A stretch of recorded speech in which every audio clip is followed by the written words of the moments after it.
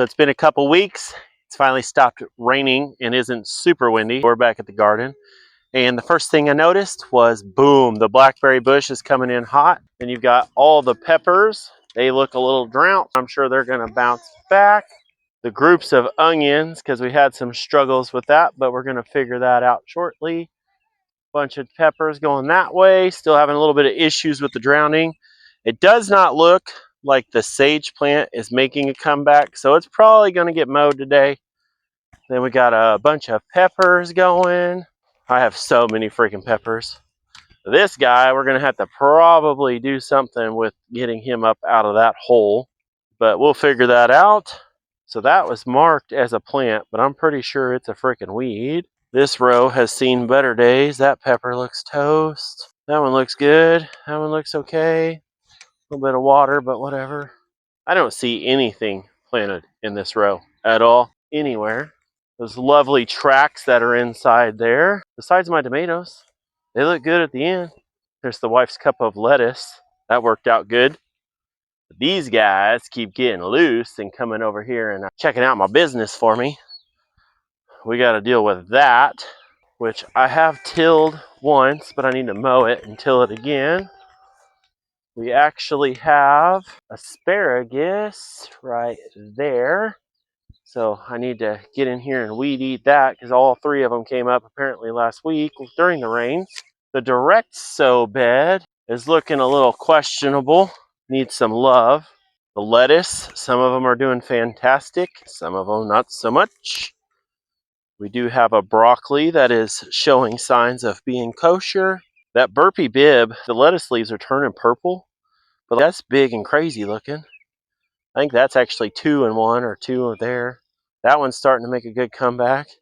The endive is looking fantastic. It's got a friend that just needs to come out of there.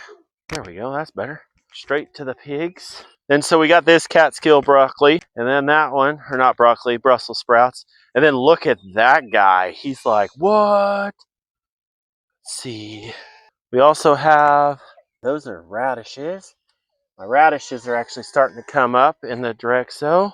Not really seeing a lot of other things coming up in the direct sow, so I'll have to check that out again next week or here in the next couple of days. What is this? This is the pak choi, I do believe. Nope, that's mustard tender greens. So where they're starting to grow back out, the center looks really good, but the original stuff kind of looks poopy. The cabbage looks like it's trying. Kohlrabi, bachelor button. My bachelor buttons I seeded indoors are looking way better. Still not much to show there. Is that my single kale? It's one kale. The pak choi is looking pretty decent. The other one looks pretty dead.